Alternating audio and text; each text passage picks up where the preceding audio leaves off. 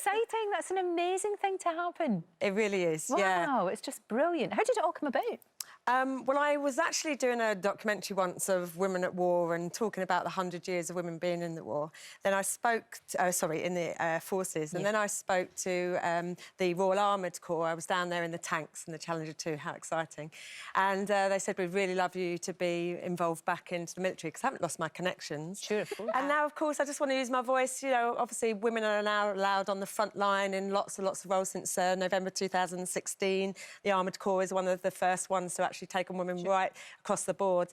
And but not just for women, I think just the opportunities that young people have got these days in the services and the forces to be able to do any role that you want to do. Sure. There's no discrimination now as such.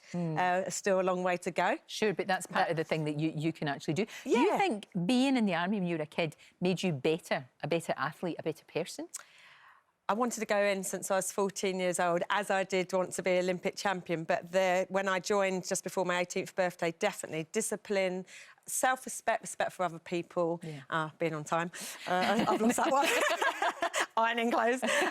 But no, I really think that it gave me such a really good grounding as a young person. Then when I came back into international athletics, of course, I had the mindset to be strong, to be determined, to not let people put you down. And I think that's what is really good for young people as a whole. No, absolutely. I completely agree. I was very lucky to be honorary colonel of the Black Watch Cadets. It wasn't a regular unit, it was the cadets.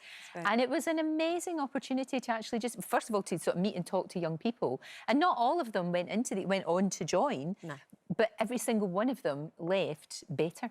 Yeah, and they said that. They all said it. It is about skills and resilience. It's like the things that I talk to my charity, Dame Kelly Holmes Trust, all the young people about learning to become somebody that you really want to be proud of yourself. But sometimes you need opportunity. You need opportunity to change. And I think what the military does give you is that sense of who you can become and what you can do to get the best out of yourself. No, absolutely. The ceremony must have been amazing. Yeah, wow, it was. Very moving, I would have thought. Yeah, it was. I mean, some of my family came. It was a big deal. You know, they had the recruits all out there, proper, full-on parade. Yeah, there's there you are. Family. You look good in that outfit, I have to say, that uniform, I should say. You look absolutely fantastic. One person missing, of course, your mum, and that would it's days like that, isn't it? Where if somebody that you love has died and you love very much, that's when you really you miss them every day. Yeah. But that's when it really hurts, I would have thought. Yeah, it was bittersweet because obviously I was so proud of that role and position and my family being there. But it was my mum that took me to the Army recruitment centre when I was 14, 15, 16, 17, like every year. I was so desperate to get in. I kept saying, come, you know, take me. They kept going, you're too young, you know.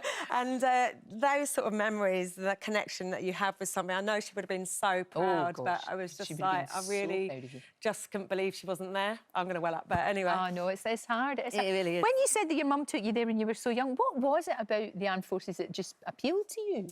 See, I wasn't one of the academic people at school, and so actually the things that inspired me were physical activity. Obviously I got into sport quite young, but also that drive, determination, and seeing having a career opportunity. And we had the careers officers come round to our school, and I showed the Army, Navy, Air Force, showed the Air Force. I didn't show flying planes, you might have liked it. They showed us sitting in an admin thing. I was like, no. Navy, I couldn't swim when I was 14. They showed ships at sea. I was like, no. And then the Army, they showed these soldiers screaming and shouting at all the others going underneath the scramble net over the 12-foot wall. I was like, yes, I want to be both. I want to be the one screaming and shouting and the one getting down dirty. And it just inspired me. And that was it. I said to my mum, I'm going in the Army. And I literally made her take me to the Army Careers Office that used to be in Tunbridge Wells in Kent every year that I turned that age, and they kept saying, no, you can't join till you're 17, 9 months. Now you can go in about 16. Yeah. And they kept sending me away. And then when I was 17, they said, oh, you can actually apply to go in now. And I wanted to be a physical training instructor, but there was no intake. So I joined as a heavy goods vehicle driver. I have done lots in my life. You have done so much in your life. It's amazing. And you are a real role model for others. And especially with this role. And I know what you're like. You give 100% to absolutely everything. everything that you do. Yeah. So for this is you. You're a woman on a mission. Yeah, I want to do that. I want to show equality helps. I'm not against men or women. I think that if you're good for the job, you should do it. And if you're good enough to be in a role, you should have it. I want to talk about mental health and help with that developments in the military, which I'm now trying to implement more with mental health and mindfulness awareness after doing a PT session. So something really, really tough and thought-provoking, and then relaxation and being in with yourself. That's a big thing that the military need to change. And I've obviously talked about my own mental health problems, you know, and then, yeah, I mean,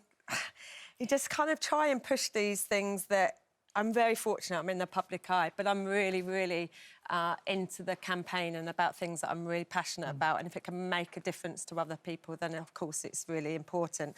You know, I was doing the blood cancer awareness campaign, and that was really important to show that there's lots of blood cancers out there, over 100, no one knows.